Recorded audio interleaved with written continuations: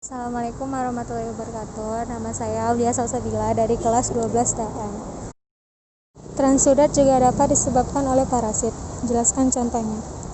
Transudat merupakan cairan ekstravaskular dengan kandungan proteinnya rendah dan berat jenis yang rendah.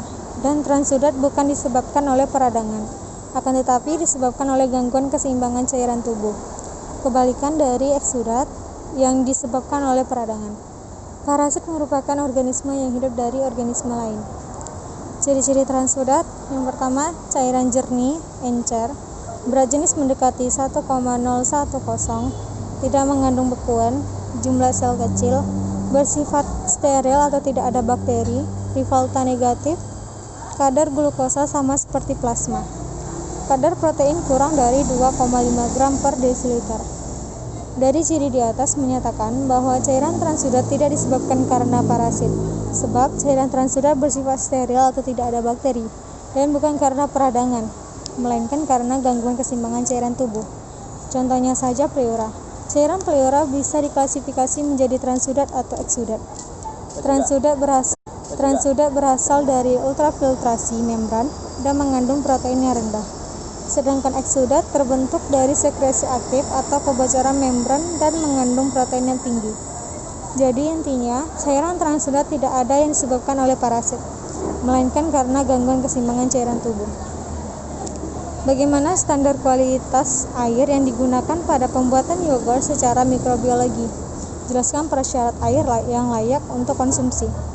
Dalam pembuatan yogurt tidak menggunakan air, akan tetapi di dalam satu produk yogurt menggunakan bakteri yaitu Streptococcus thermophilus dan Lactobacillus bulgaricus, sehingga tidak terdapat kualitas air yang digunakan. Persyaratan air yang layak untuk konsumsi: yang pertama, secara fisik, jernih, tidak berbau dan tidak berasa. Yang kedua, secara mikrobiologi, tidak mengandung mikroba patogen, baik virus, bakteri, ataupun parasit. Secara kimiawi, zat kimia yang terdapat di dalam air minum selain garam mineral harus mengikuti standar yang ketat.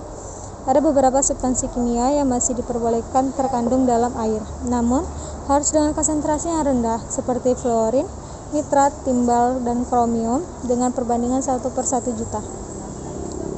4. Ada ciri menurut radioaktif: bebas dari zat radioaktif yang membahayakan kesehatan akibat efek penyinaran dari zat radioaktif tersebut. Bakteri patogen menyerang seorang pasien di mana pasien tersebut datang ke klinik tempat Anda bekerja. Anda sebagai seorang TLM bekerja di laboratorium mendapatkan pasien tersebut sakit dengan gejala demam yang sudah lebih dari 7 hari. Demam tinggi, diare, muncul bintik-bintik yang berwarna seperti bunga mawar di daerah perut dan dada. Dokter mencurigai bahwa pasien tersebut menderita demam tifoid. Buatlah cara kerja yang dibutuhkan untuk menunjang diagnosa pasien tersebut.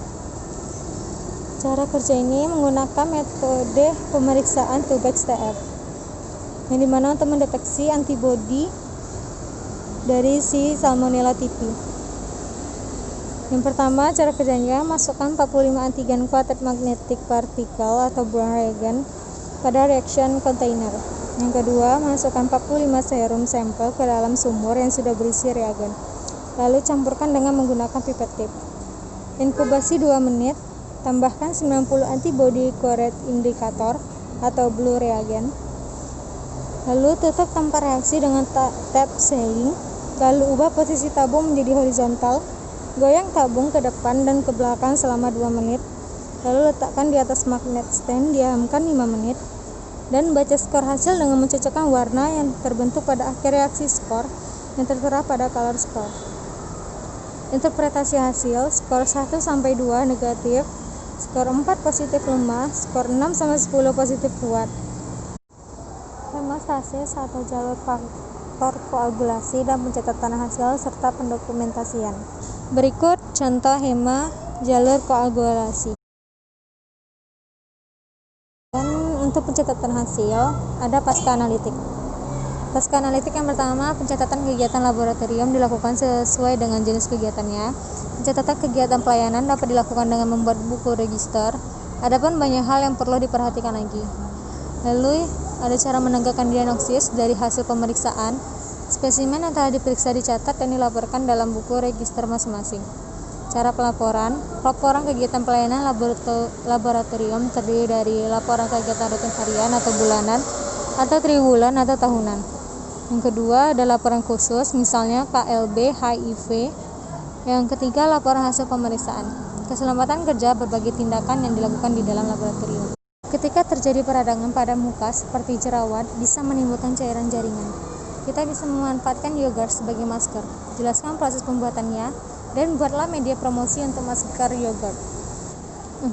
Untuk kulit bernoda dan rawan berjerawat, bahannya 1 sendok bibit yogurt, 1 sendok makan madu, 1 sendok teh air lemon, 1 sendok teh bubuk kunyit, dan 1 sendok makan air kunyit. Campur semua bahan, aduk rata, oleskan pada wajah dan biarkan selama 10-15 menit. Cuci dengan air hangat dan gunakan handuk lembut untuk menempelkan. Berikut contoh promosi masker yogurt. Jelaskan contoh kontaminan pada yogurt, terutama dari mikroorganisme parasit cacing. Jelaskan contohnya. Parasit cacing Giardiasis intestinalis, parasit cacing Giardia lamblia, parasit cacing Giardia duodenalis. Giardiasis adalah penyakit yang menyerang saluran pencernaan berupa infeksi usus halus. Penyakit ini biasanya akan hilang dalam beberapa minggu dan tidak menyebabkan kondisi kesehatan yang serius. Meski demikian, penderitanya bisa saja mengalami penurunan berat badan karena diare dan menurunnya daya serap makanan. Menentukan nilai frekuensi harapan masker yogurt yang dibuat. Apabila produk tersebut dijual, melihat dari banyaknya percobaan penawaran yang dilakukan, peserta didik bebas menentukan banyaknya percobaan dan tentukan media penawaran yang akan dilakukan. Jika nilai peluang terjadi 0,5, buatlah kesimpulan dari keadaan tersebut. Berikut contohnya. Wassalamualaikum warahmatullahi wabarakatuh.